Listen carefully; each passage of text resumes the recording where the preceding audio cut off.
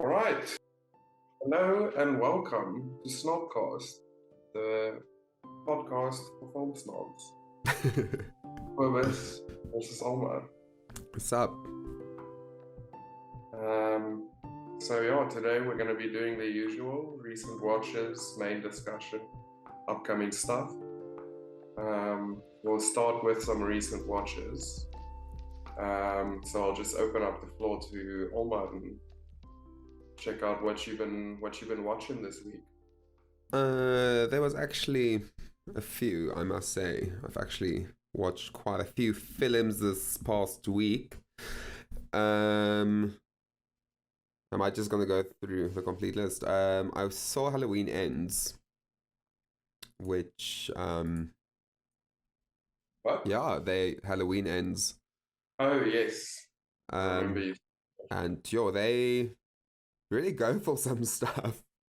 You said something about the opening 5 minutes that you asked me if it's okay if you talk about it. Oh yeah. Dude, like opening 5 minutes of that film, like they kill a child, but like it's like it's very like it's just hectic, like how everything I shouldn't have laughed at that. And it just kind of like bam kicks off, and then it's just like literally a child like falls over like a railing of the upper level of the double-story house. Yes, that was a long explanation. And anyway, and he like plummets down as his parents walk into the house because the babysitter, like a kind of an accident thing happened. But then this movie takes this whole kind of path where in the previous Halloween, well, there was two previous one of this trilogy. I think there was two before this. I think it was 3 in total. I don't think it's 4. Yeah, I think it was Halloween Kills, and then Halloween Ends. Yeah.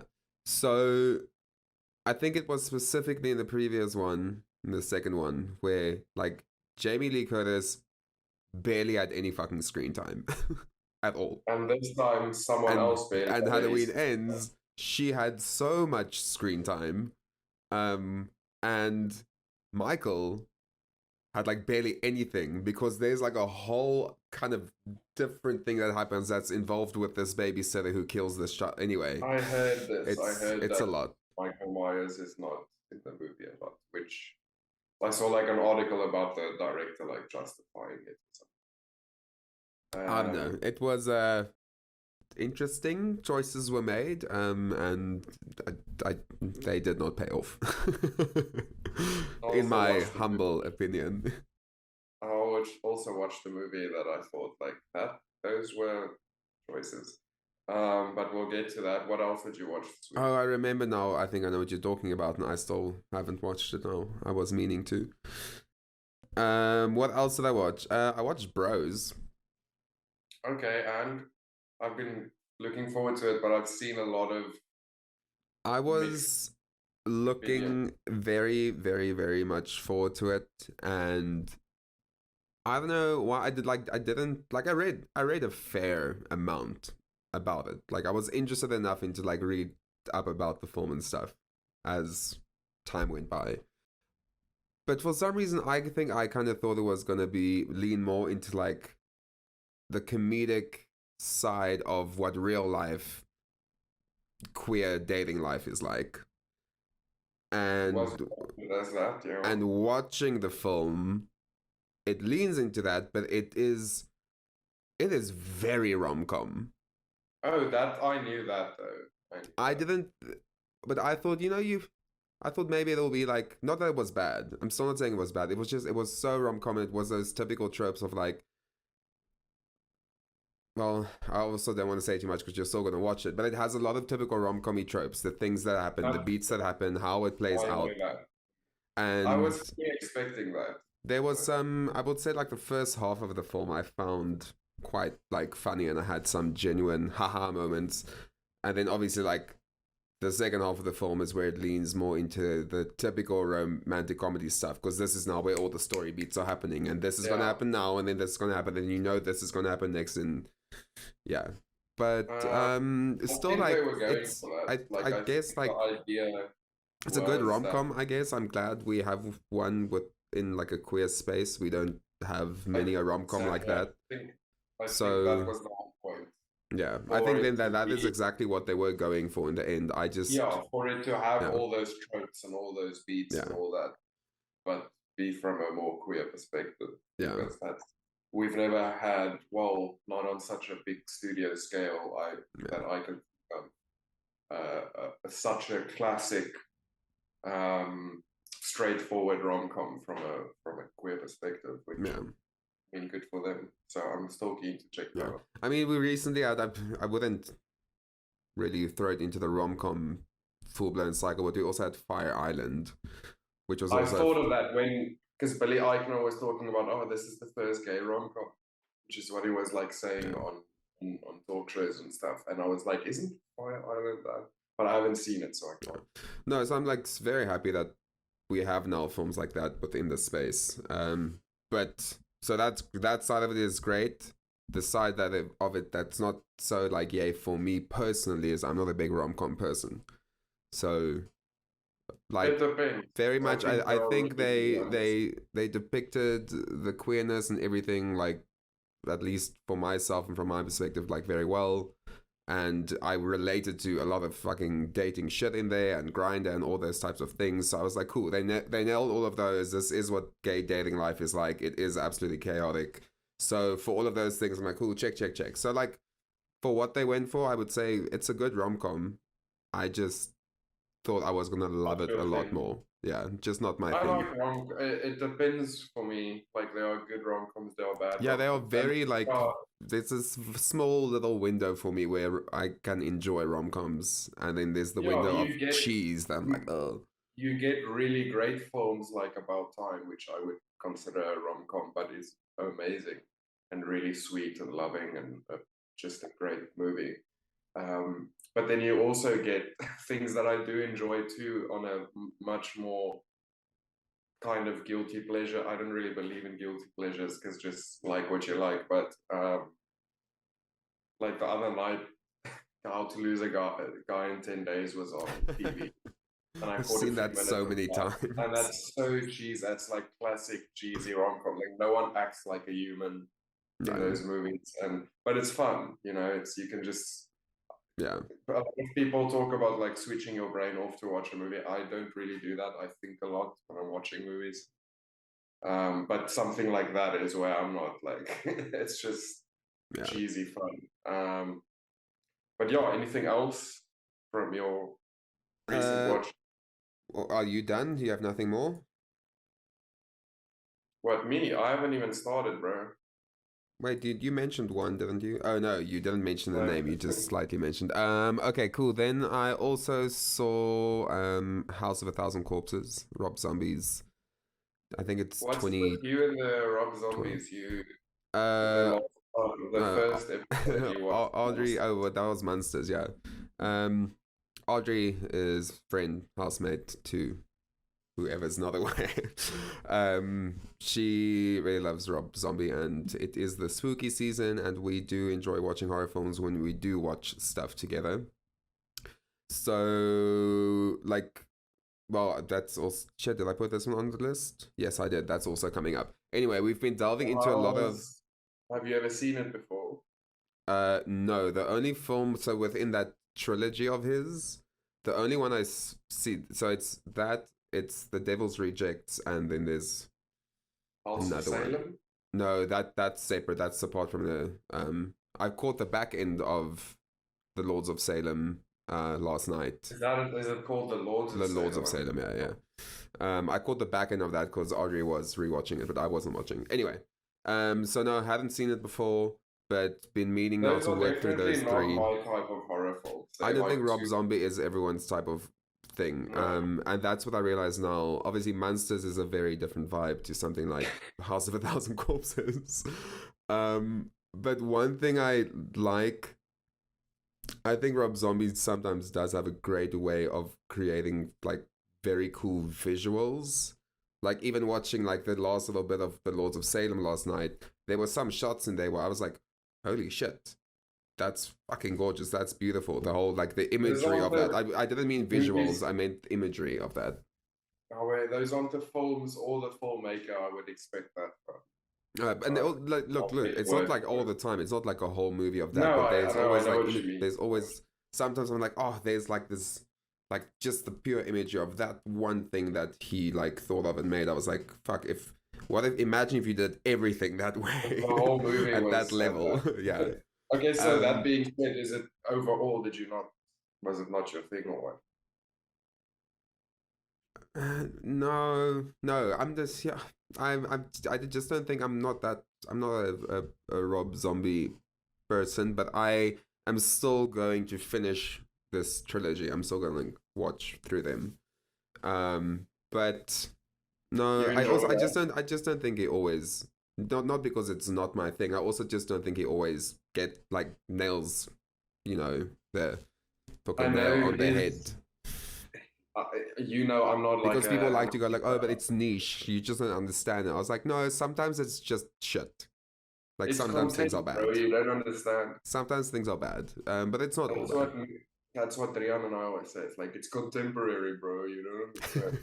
bad. Um, but yeah, I haven't seen the Halloweens. I never No. delved into that. Wasn't into I saw horror. his Halloween like Um, a while back. that was I was gonna say now. I know his Halloween is like very divisive. People either love it or they hate it.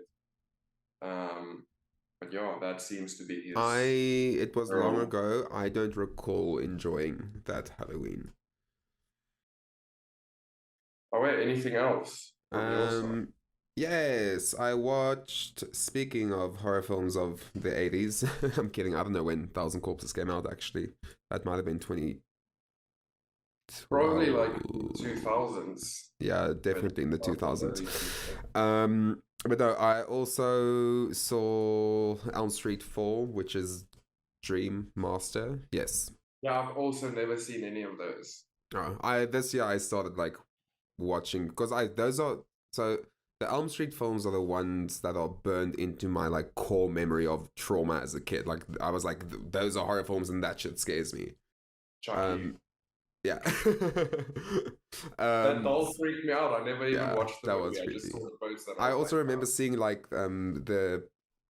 the Shining but the like mini series or whatever it was as a kid Yeah. and I was scared shitless. But also saw bits and pieces. Anyway, so I saw Elm Street, Dream Master. Um, again, much like the third, which was Dream Warriors, the practicals are incredible. Also, I really enjoyed Dream Warriors, which I also do think that Elm Street 3 is the second highest rated one out of everyone. In terms of reviewy things. But yeah, the fourth one was good. Practicals were dope. Story wasn't as great. But 3 and 4 kind of. Why do I go 3 and 4? Two films. 3 and 4 kind of. Three! Pick number three, my Pick number lord. 3. Shrek. They kind of. They all like overlapping characters and stuff. So those two kind of work together. And 3 is where they started this Dream Warriors thing. I know you have no reference to what I'm actually saying, but anyway, they started the whole Dream Warriors thing, and then 4, some of those Dream Warrior kids are left and still fighting old Freddy, thinking they got rid of him, but no, that's not how these things go. Some Pennywise type shit. Yeah, All right. so yeah, that was me. That was everything I saw. Okay. So you keeping in with the Halloween theme? Yeah, but again, it wasn't like purposeful that I was like, I'm gonna watch a bunch of horror films. It kind of just happened. Yeah. I also watched some things you could consider spooky season things, but I won't start there. I'll just start at the beginning. The first thing I watched after um last week after No Country for Old Men and all that was Prisoners. I rewatched that, Great film. which is an incredible film. I think it's one of the best screenplays ever, and Denis Villeneuve brings it to life so well, and those actors bring it to life so well. And Roger Deakins, some of his best work as well. But we've all seen that 100 times. We don't have to talk about that for too long. I also watched Crimson Peak for the first time, and you know I'm a big Guillermo del Toro fan. Yeah. But yeah, definitely one of my least favorite films of his that I've seen. I've seen it once, It's and I really there, also like and I aesthetically, it it's no, it amazing. looks incredible. But I also remember watching that, and this is long ago, but like walking out of that, going like, huh, like kind of just being lukewarm on it. But it There's a twist in aesthetically it that. looks That's amazing. like, Yeah, ah. but I remember it I just looking wanted, incredible. what's her name? Mila Jovovich, right? Or Mia Jovovich. Mila. The main chick. She's in Alice in Wonderland. Oh no, Anyway, not Mila. That's fucking Fifth Element. no, Mila. Yeah, you're right. Wasikowski, Mia Wasikowski, or something like that. I just wanted her and Jessica Yes, Chastain to end up. Wasikowski. You just want Yeah, her and Jessica? Chastain to end up together. Like I can't that was what remember I was enough hoping. about that film to remember That the was my main vibes, but takeaway. I was like, can they just get rid of this Tom Hiddleston guy yeah. and just form a happy life together? Have a gothic uh, romance together Ghoulish with Tom. romance. Yeah. So yeah, that was Crimson Peak. I loved it from an aesthetic point of view. Some of Guillermo del Toro's base set design, and he's like known for really good set design, so that's saying something. Yeah. Um, and then after that, oh, the other thing I wanted to bring up, I was hoping to have a friend of ours maybe here, but he never got back to me about this. But our 48-hour film came out this week, Nice, nice, nice. I still and haven't seen it. if you don't know, the 48-hour film festival is a festival where you sign up and they give you a genre and a prop and a line of dialogue. You pull it from a hat, and then you basically have 2 days to make a short film out of those elements. So we did that this year, and our film just came out. It's called Longsince on YouTube. You can check it out on Kinoburo's channel. And yeah, it was really a cool experience working on it. I shot the poster, did some BTS photography. Officially, I was the script supervisor, but in 48 hours, things are moving so fast. You're doing everything, whatever you can Yeah, get you're your not hands on. really. Yeah, script supervising isn't something you're really like.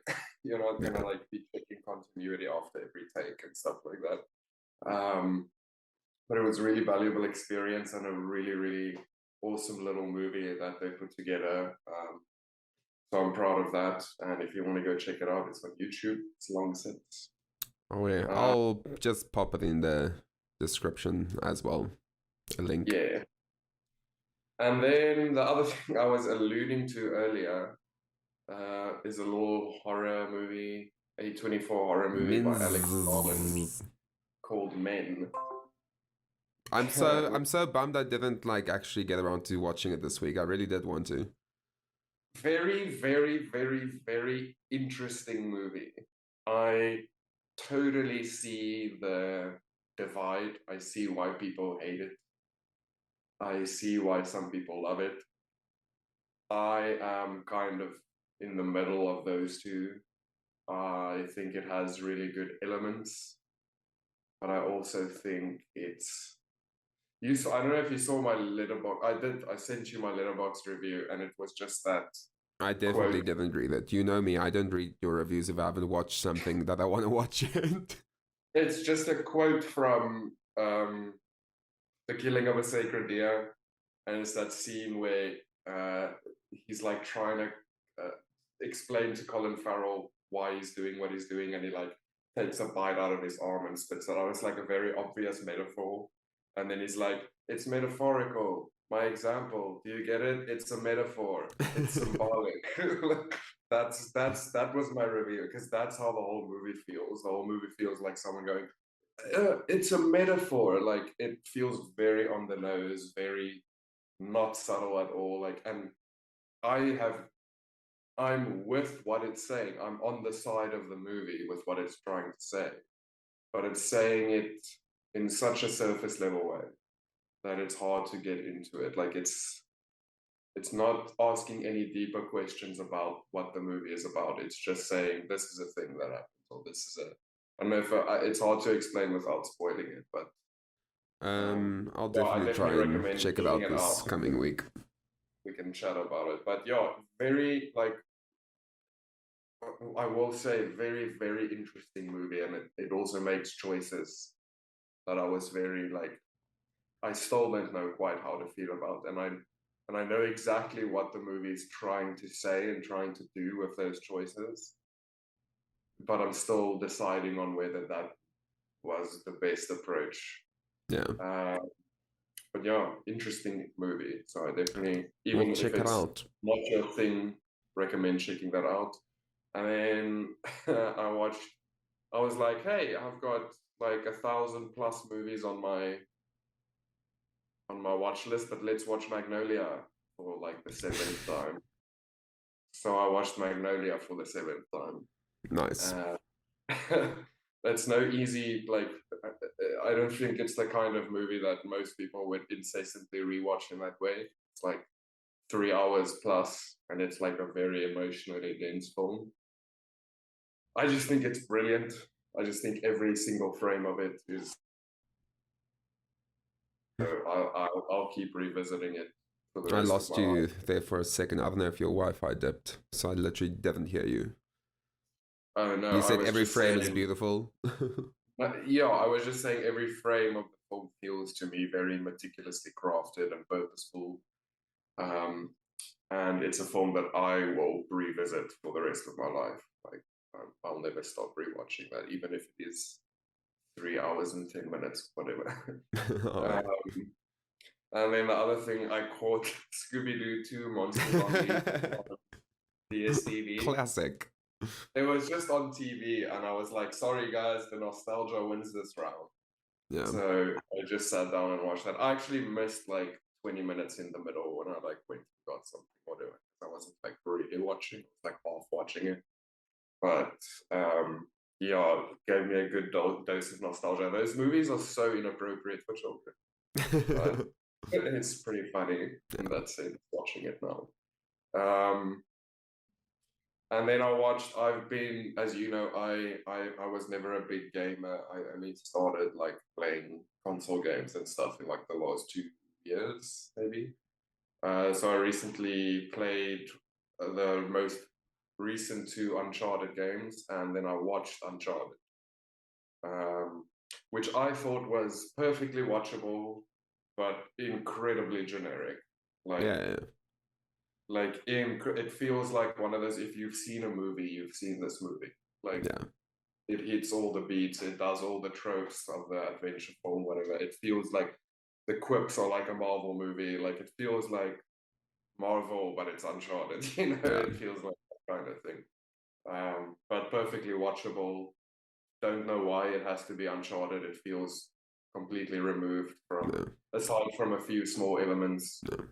I mean, they're like obviously, and they, casting wise, I don't understand why it's Uncharted. But they obviously use use like set pieces from like all of the games and shit, like that whole airplane one, like all of that shit. But I'm also I've like, never played that. I've never seen the airplane set piece in the game because I haven't played that game. But like the origin story they do in the movie is also like the 2 brothers sneaking around. So that felt very much like a Thief's End. But other than that, it could just be any adventure movie. I will say Tom Holland was less Tom Holland than I thought he was going to be, so that was fine. He was, I don't know, he was just Tom Holland to me. But yeah, I didn't get the Sully casting. It's like, why is he so young? Why does he just like not even speak like like nothing? There's just nothing there. So well, so you did see it? What? Uncharted. Yeah. Okay, we spoke about this like a few nights ago.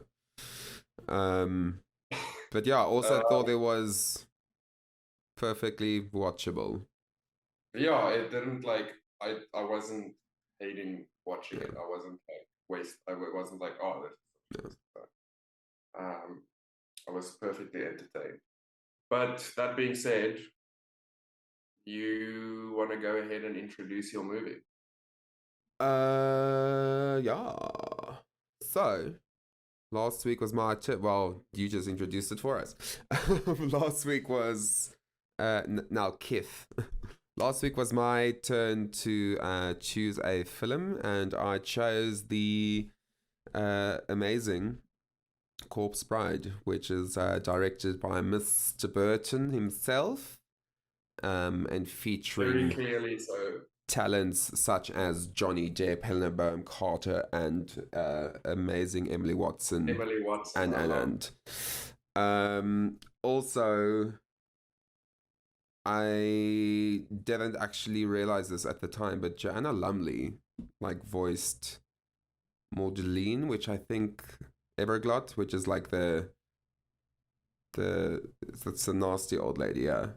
Anyway, love her, and I didn't realize it was a voice, so that was a nice surprise. But yeah, so Kobus hasn't watched this. I watched this many a time when I was younger, and then also did a rewatch myself recently, and just realized again that I've really, really, really, really fucking love that movie.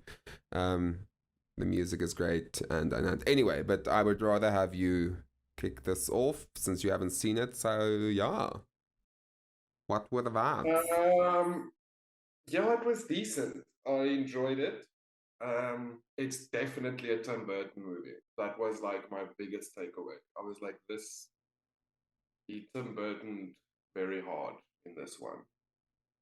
It has like everything you would expect from a Tim Burton movie and more, and dialed up to the max, like the color palette and everything. And like I said last time, I never watched this as a kid because stop motion freaked me out when I was young. Like I never watched Coraline either, or any of those. I still haven't seen Coraline, so that's one I also want to check out.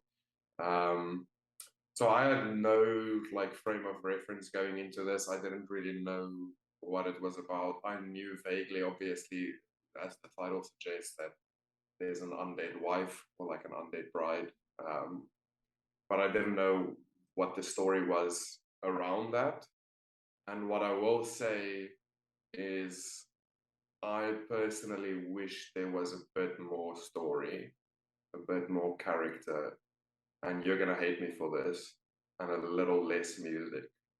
Because I personally didn't love the music in this. Oh, what? Yo. Especially the first song really didn't do it for me, and I was not getting into it. And then as soon as the one about the perfect day. Yeah, not my vibe. And I as soon as the story started and the characters started, and then I was getting into it. And I feel like because the movie is so short, they lose out a lot of that. I really would have loved to just see more of the characters and more of their relationships with each other, and just wanted to see that plot develop a bit more. It hits a few beats and has a few songs in between, but I still enjoyed it. I thought it was very charming. I'm making it sound like I really didn't like it, but I thought it was very charming, and I really liked the characters, all of them, for different reasons. Obviously, they are really horrible people in this movie, but I thought they were fun and entertaining to watch. But I really liked the main trio a lot. I really liked the main character Victor, and I really liked the living bride, Victoria, that's voiced by Emily Watson. Yeah, I was rooting for that from the beginning. When they met after he plays the piano, I was like, oh, this is so sweet. I really like this. And then the corpse bride is also really sweet, and shame she just wants someone to love her. And so then I was conflicted about that, but at the same time, I did want him to end up with the actual living human. Same. But yeah, like I said, I really enjoyed it. I just wanted more from it. It's a bit, I think it can be easily hour and 40 minutes movie as opposed to the hour and 20 minutes, whatever that it is. Cool. No jokes. I agree. I could do with a longer film. An hour 20 is quite quick, but also I want it longer because I want more corpse bride in my face. But it is very quick. It is short. I must say, rewatching it now recently, I was like, oh, this is very quick. There's a lot of really good jokes. I laughed Yeah, a few times. it's great stuff. I was constantly like looking at so many also like just different things like happening in the background and stuff that just like keeps like reaffirming, like for instance, like if it's the underworld space, like there's so many things everywhere that's constantly like reaffirming to you, like this is how this space is, this is how its rules work, this is how things here function. Like all of that was like, I think like they went like the research that must have like gone into that and like building this world, I think must have been There's quite a lot of also that's making me think there's a lot of overlap between this and other Tim Burton movies. The whole undead world reminded me a lot of the undead world in Beetlejuice. Um, and the dog coming back is obviously a thing he's done in an actual full feature length movie called Frankenweenie. which I was going to ask you earlier if you've seen that. I haven't seen it, no. I've heard it's good, yeah. I think that's like a passion project for him. And he made a short film of that when he was like way younger. Like actually, Audrey and I recently said, we were like, well, we need to rewatch Frankenweenie. I was like, fuck yeah. I love that movie. Yeah. It's great. Check out I mean, I want to go check out the short because it's like a black and white live action. He made it like 79 or something. Right. And it's like 20 minutes. And it's called Frankenweenie as well. And it's got the same plot. Like on Letterboxd, it literally has the same like synopsis. So yeah, a lot of overlap between this and a lot of other Tim Burton movies. But like I said, this is just dialed up to the max, and the fact that it's stop motion gives you that level of control that you just don't have with live action. You know, like you're physically controlling every single element of the frame. And that's really apparent, and that was really well done. And just the way that he still incorporates like cinematic camera movement, all that within the stop motion realm. Yeah. I also dig that you can still very much see like his style across different mediums. Like I said, you can see it more here than in a lot of the other stuff. So I see his particular style, like what people think of when they think Tim Burton. I see that more here than I do in something like Big Fish, which is another movie that a lot of people love. Which I still haven't seen, but I do know exactly what it is. I thought it was decent. Yeah, I like it. But oh yeah, what I was saying is like I definitely agree that I would have digged also like delving a little bit more into like characters and stuff, but I don't want less music. I want even more music. The music is like honestly one of my favorite parts. I mean, I fucking love this movie, but it's like one of my favorite parts. Maybe I would have too if the music was better. You are have a right to your wrong opinion. I'm kidding. The music, it wasn't my kind of musical music. I like musicals. I love La La Land. I love like Singing in the Rain and like old school classic musicals, West Side Story, that kind of stuff.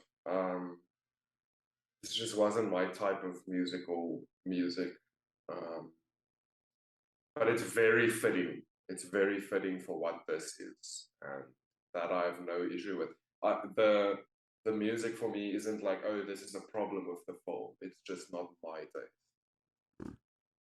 No, I quite enjoyed it quite thoroughly, and just one of my favorite scenes is when him and the corpse bride is sitting together at the piano, and like just that little music, but like even that. That was cool. It was like I wanted that even to go on like longer, but that was beautiful. Cool. They weren't singing there; they were just playing. But that music to me is beautiful. But I really like I love the opening song. It's I don't know. I love the whole vibe of it all.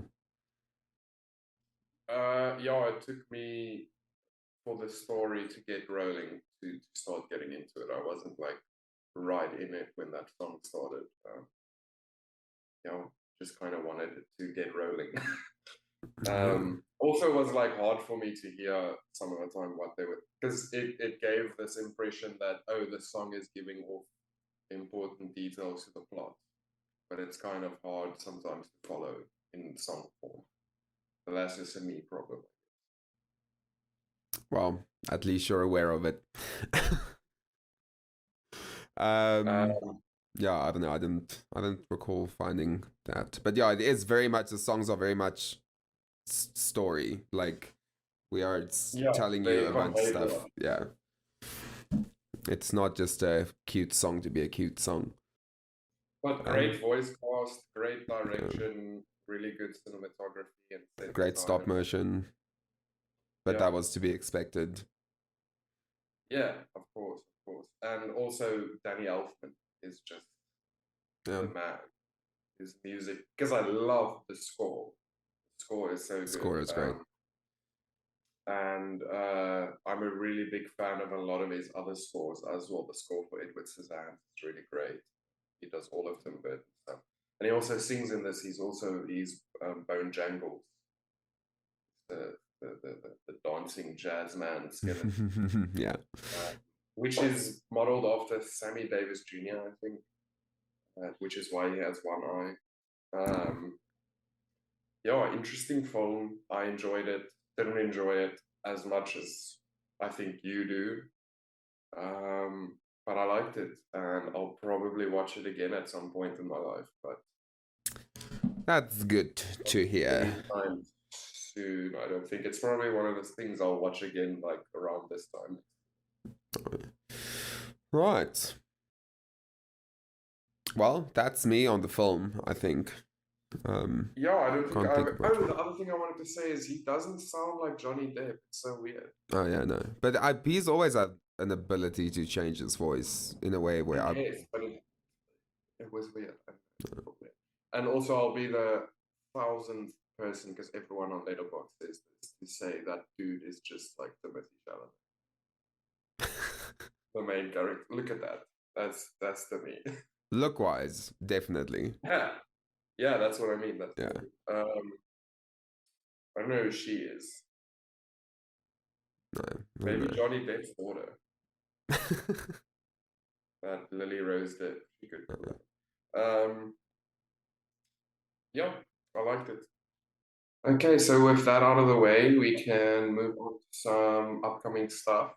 Things releasing soon, or currently releasing, or maybe even stuff that released a while back, but we haven't gotten a chance to talk about yet. The first thing that I wanted to talk about was one that I'm actually pretty excited for, and that is the Banshees of Inisherin.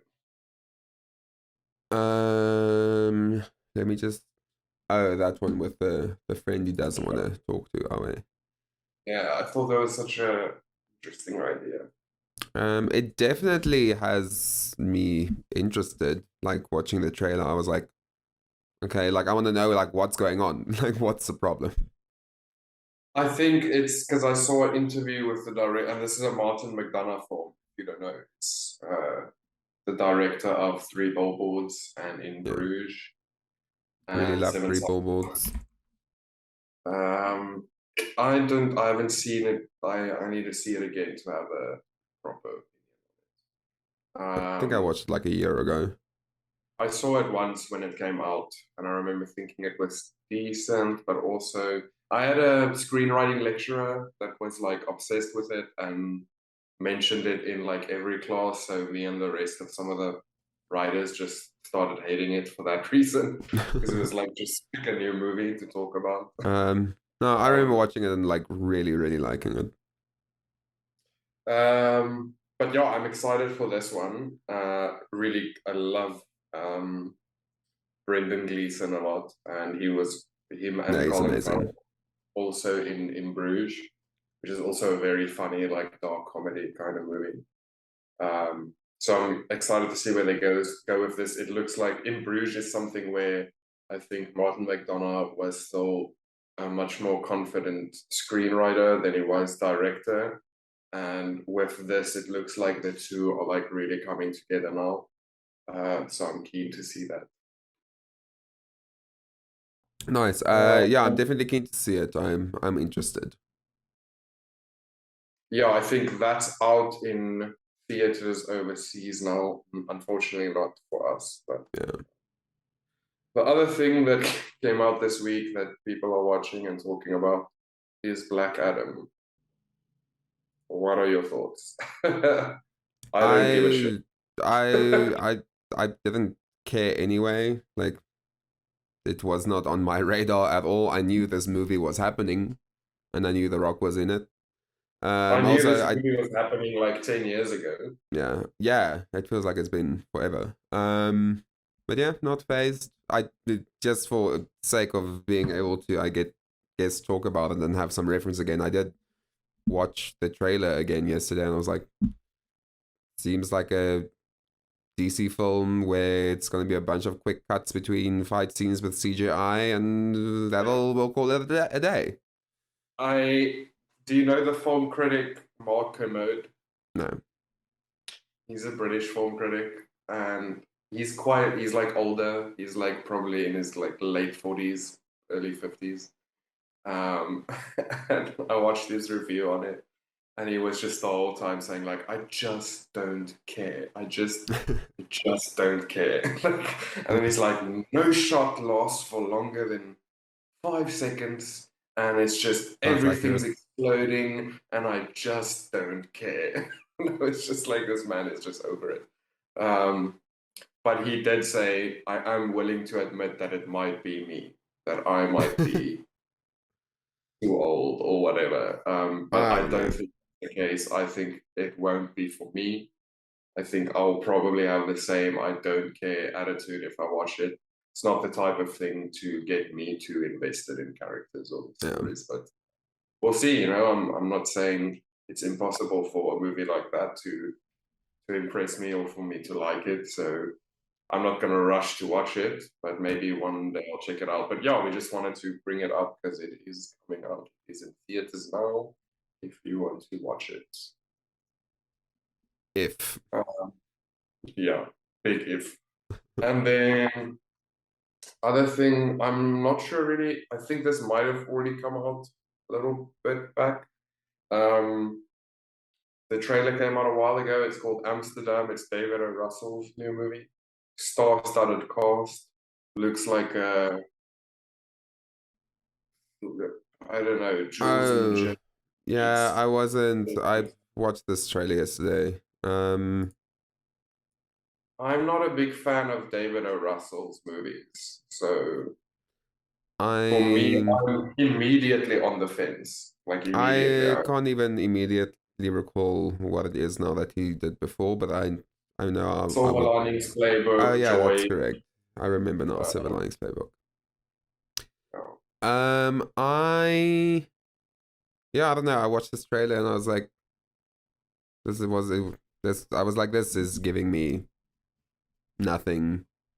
Yeah, I just to want to see this. It looks like you got a bunch of big named, talented actors, but a talented actor does not make a good story per se. But I don't know. I'm not intrigued enough to even probably watch this. I don't know if I'll ever watch this. I'm not gonna rush to. If it happens to get some awards attention, then I might check it out. Otherwise, I'll let it fall by the wayside.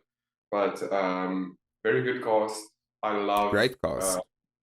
I love what's his name, John David Washington. I think he's really cool. I think he's really in the time since he started acting, which was very recent, has really impressed me with everything I've seen him in. So I'm really happy he's getting more stuff. And it just didn't seem just seemed kind of like it was trying to be something. Yeah. You know, it wasn't just what it was. It was like really trying. Feels like it's trying to be this like modern Jules and Jim kind of thing, which was an old Francois Truffaut movie, which is amazing. So check that out instead of Amsterdam. I'm saying as if I've seen it yet. Okay, so other than that, we've got Aftersun, which a lot of people are very keen for, and is getting rave reviews, and is the latest A24. And it's got Paul Mescal and a young girl. I'm not sure what her name is, but it's the director's Frankie debut. Corio. Yes, and it's directed by Charlotte Wells, and I believe it's her debut, and I believe it's, well, her feature debut, and I believe it's based on her childhood with her father. I love Paul Mescal. I love these little intimate, independent films between few characters, just like 2 or 3 characters. So yeah, I'm definitely excited to check it out. Trailer looked interesting. Didn't look like much, didn't give me too much of what the movie is, which I like. So yeah, gonna be checking this one out whenever it's available for me. Yeah, same. Love Paul. And there's all, I don't know, this seems like from what I could get from the trailer, it seems like the kind of film that I would enjoy. Like, feel like it's gonna make me feel something. I'm gonna go on like some journey with these 2 characters, and it's gonna be very much like focused like that. Yeah. So It kind of gives me Sofia Coppola vibes. She also did that one film, I think it's called Somewhere or something like that, which is also a father and a daughter at a resort. So that's a very obvious parallel. I'm sure it's got its own thing going on, but that's just the first thing I thought of.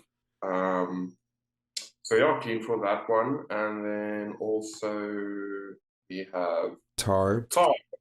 which is getting a lot of buzz, a lot of awards buzz, especially for Kate Blanchett, which I'm happy with. She deserves all the buzz always. But God, looks also like a very interesting film. Looks like it's taking the orchestra, conductor, musical vibe and putting it in a very cinematic lens. So I'm keen to see that, and just always keen for a powerhouse Kate Blanchett performance.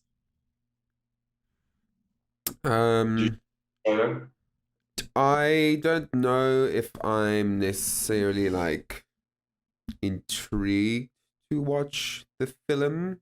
However, much like you, I am always very keen to see what Kate Blanchett does, because she does deserve every single piece of praise that can come her way. Look, I'm telling you now, no matter what happens, come award season, come Oscar season, it's happening.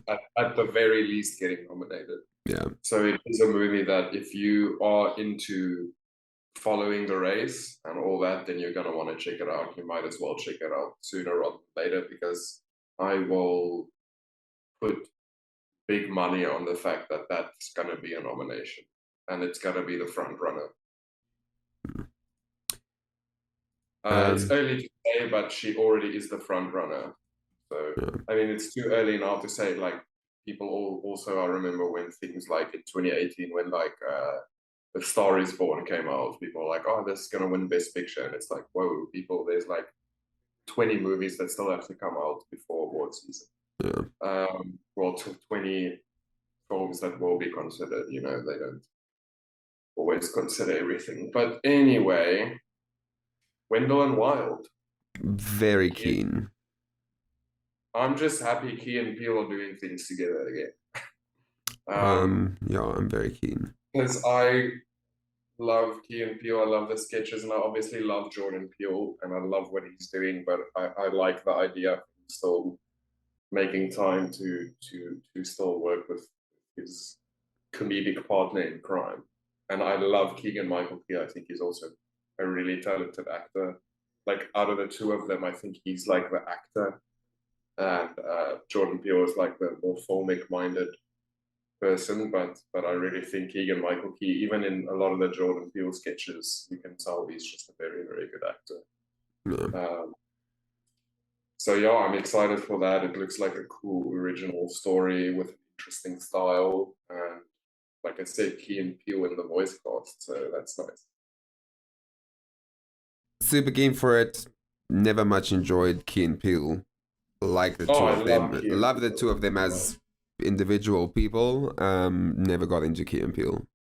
Oh, it's so funny. There's Many probably great. like a skit or 2 or 3 that I was like, haha. But the rest is, yeah, not my vibe. But I really do love like them. Yeah, always very thought keen. that was very funny. I don't have any more on the list here, But but there I were know some I other can introduce some ones. others. I know one We of have them is, Jonah yes, with Stutz. Stats. I'm not sure how to pronounce it, but I think it's Stats. Looks very interesting and sort of for me came out of nowhere. I had no idea this was happening. Because since mid 90s, I've been excited to see if Jonah Hill would make more films. Because I liked mid 90s a lot. And not what I thought he would do, but just happy he's doing something behind the camera and in front of the scenes. But very interesting choice, making a film about your therapist.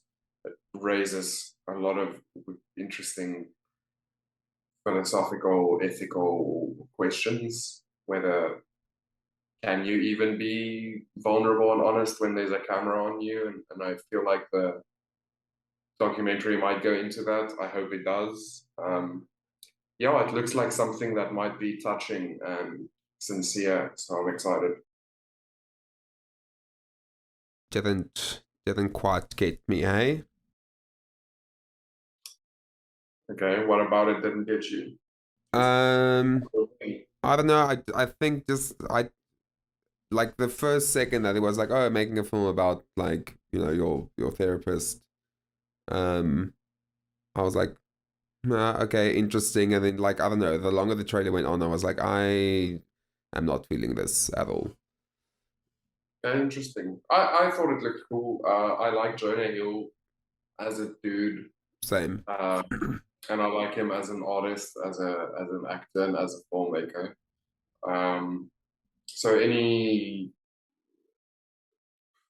deep dive into the mind for me is nice, and it's not something I need. It's not something I would have sought out if it wasn't there, but it's definitely something I will watch when it is there. I'm definitely like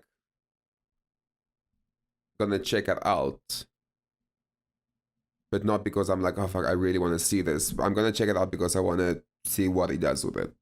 Yeah, me neither. I'm not. I'm also not like, ooh, this looks amazing, and I have to watch it. But It looks very intriguing, and it's from a person that I've enjoyed his work in the past. So I'm gonna check it out.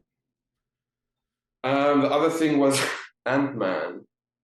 Oh lol, forgot about that. Which have you been seeing those memes where it like is comparing the shots from Ant-Man to shots in Spy Kids 3D? You sent me like one of those that I saw. And it's too accurate. It's so funny. It really looks. And I also saw a meme like a few years back that was like, I'm sorry, but this is what all Marvel movies look like to me now. And it was like Spy Kids 3D. Yeah. Yeah, this looks cheap and bad and uninteresting. I'm sorry. I've lost all interest really, or like any will even to be interested. I lost after watching Thor. No, actually, watch after Doctor Strange, but after watching Thor, I was just really like, that's me. You know me, I've never been like huge into the whole Marvel thing. I like superhero movies, and I think they have a potential to be really good. There are a few that I really do like, and that's not me saying, oh, it has to be like The Dark Knight or it has to be Logan. I like cheesy, campy superhero movies too. Like I like Spider-Man, the first few, and I like the original Iron Man, and some of the Marvel movies I think are pretty cool too. But I've never been all that invested, and I've just gotten less and less. I just care so much less about it every year. Every time they announce a new movie, I'm just like, Yeah, mine started okay. like my interest definitely started like dropping like after Endgame. I was like, cool. I've sat through a whole fucking phase and setup of all this shit now, and by the time Endgame came, I was like, it was like a fairly cool, good movie. Nothing like as great or epic as I think some people thought it was going to be or makes it out to be. And I was happy to have that kind of saga end. I would have been fine if it just kind of like stopped there. And if you want to start fresh with new smaller clusters of superhero films again, that's not all tied in. It's just like, it's exhausting, dude. It's like, it's content It's not just overload, it's exhausting, and and because there's so much, the quality is no longer great because they're just like pumping out these films. And I was like, it's a factory, bro. even there's, because they are bad superhero films that I can enjoy.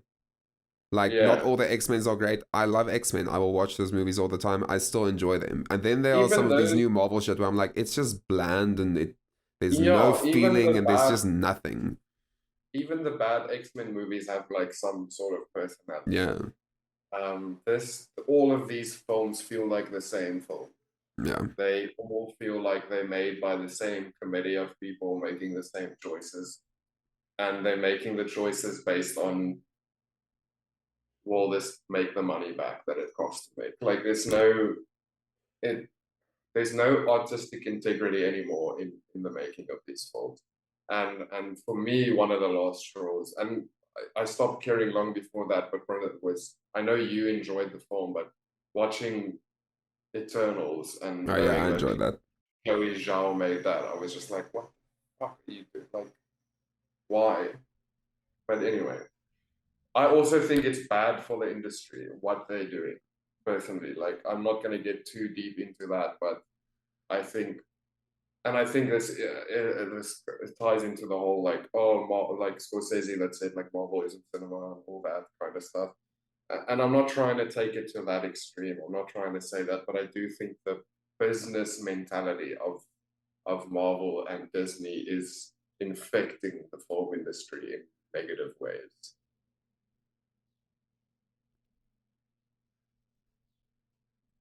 I don't have much of an opinion on it. I'm like, there are films out there, some of them are purely there to be regurgitated shit and they are there to entertain.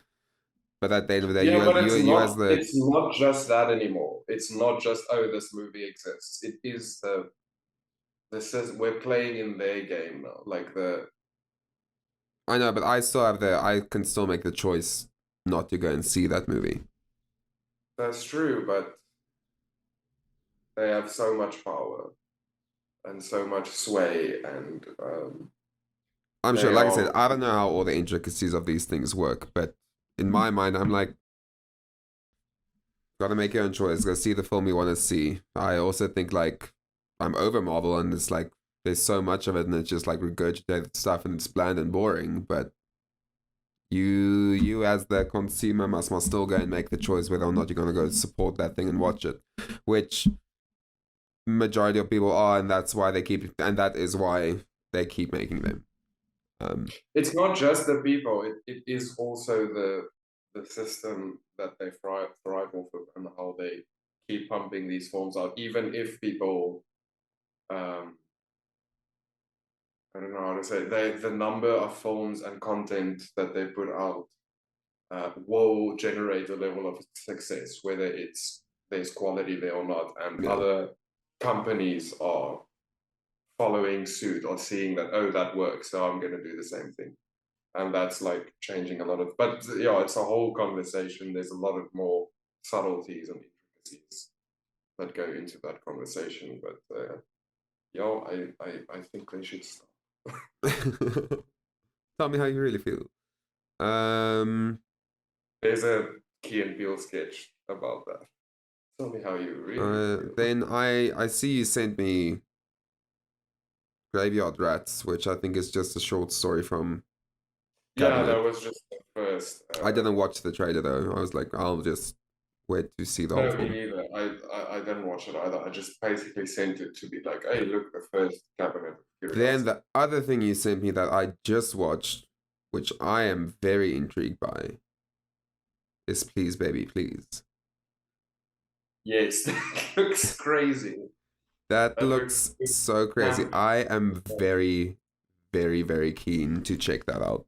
When I saw that, I was like, oh, this is up your alley. I am very keen to check that out. Also, just like so many colors and visuals, and it's Yeah. Yeah, but it's also like, I don't want to say cheap. Like, it has this handmade quality. It has this like theater quality, like the colors and stuff you're talking about. It feels like, oh, there are like 4 lights on them right now. You know, it doesn't feel natural, but I like it. It feels very Yeah. campy, over the top.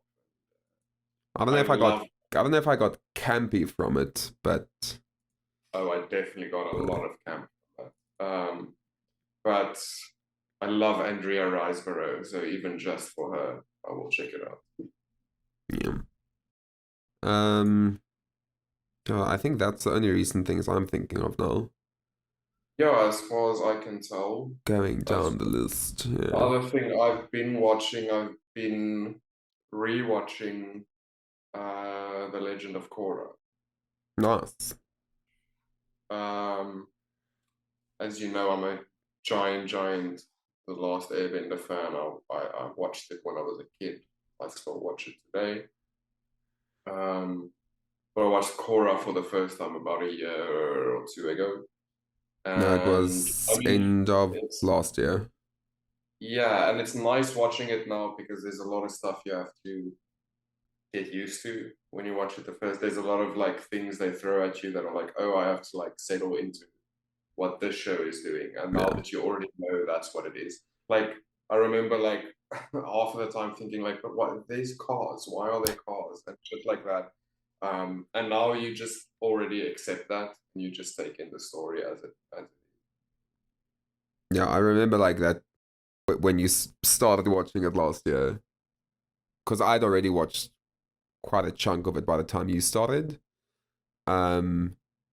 I remember you still said like, oh, it's just so different. I don't know. So I'm like, and I don't know. For me, it was like I just immediately went, okay, time has progressed, and that is why this is how it is now. And I immediately kind of just fell into it. I remember also saying to you like, it feels weird and jarring, but I also don't want them to just make the same show again. Yeah. So I wasn't like, oh, fuck this. Like, I don't want to get into this at all. I was like giving it the chance it deserved. And I love it. I still think it's really great. But there are things, even now watching it again, that I'm like, I don't know, this just feels wrong. Why are they holding flashlights? I don't like that. But yeah, I love like that. When they're like holding flashlights or like doing a car chase. I'm just glad they managed to do like I don't want to say 2 shows, but you know what I mean, like 2 separate Avatar sagas, and have both of them be really good. I definitely I guess first I'm gonna go naturally better because that's the one that. Well, I mean, I watched most of the first one with you. You had already seen it, but yeah, I was fully adult when I watched Avatar the first time.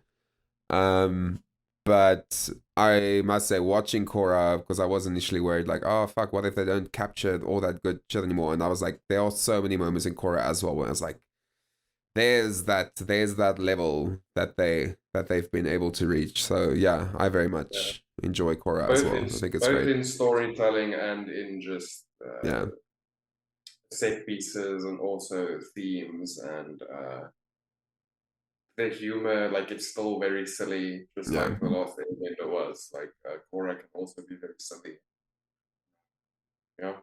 Yeah, she had her own struggles as well. And she's a very different character to Aang. Yeah.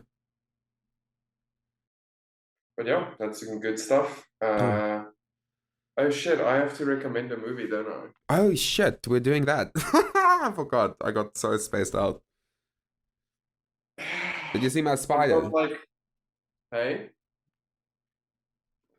Yes, I saw that. Spooky season. I didn't mention it because I hate spiders. Well, I'll try and hide it like that. Yes, please. It's very scary. I'm gonna sit like this the whole time. I'm just trying to get to my recommendation list here, so I can tell you, because I think I know which one I'm going to choose, but I just want to tell you how many I was considering. 1, 2, 3, 4. I was considering 9 films. But then you're going to have to mention all 9 of those, and then you're not going to be able to recommend them again. No, I'm not going to mention all of them. You forced me to mention them last week when I told you I have 3, and you're like, well, you're going to have to choose one and tell me the others. Yeah, you didn't have to listen to me. What I was saying is, the other thing is, you only had 2 other films that you wanted to mention, and I asked you, are these films that you want to recommend again? And then you thought about it, and you're like, I don't think so. You said like, oh, well, maybe just talk about it in recent watches or whatever. And I think I don't watch any of those. Mine are like films that I definitely want to talk about on this podcast. I'm still like,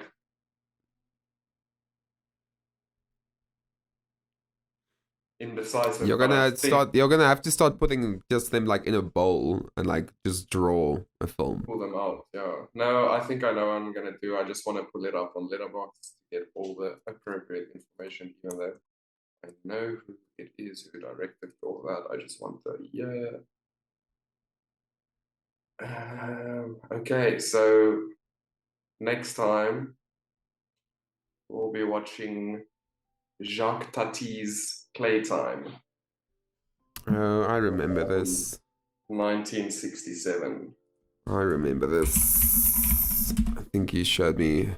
Yeah, I do. Very, very, very interesting movie. I absolutely adored it. And I don't know how other people... I know there's a big fan base for it. I know a lot of people really love it, but I don't know if it's a type of movie that everyone who watches it is gonna love. But I'm very curious to hear what you think about it. And I've been wanting you to watch it for a while, so later. There's no dialogue, right? Yeah. Whatever, I'll watch the film. I think there's like very minimal. I think there is like a little bit. It's mostly like visual gags and visual comedy, but it's amazing, and it's so like the scope of it, and yeah, it's really great. And I've been wanting to revisit it. I've only seen it the one time. So yeah, very keen for that. Alrighto, well, there's it. I'm keen to check it out. Yeah, I'm really excited to hear what you think about it. I'm very curious because I really, genuinely, usually I have some idea of whether you'll probably like something or not. With this, I don't know, it could go either. No. Alright, Sickles. Okay, now I need to start thinking what to recommend for you next week. By the way, I'm gonna try and watch Men, but yeah, we'll see. Yeah, it'd be cool. I do want to talk about that. Yeah.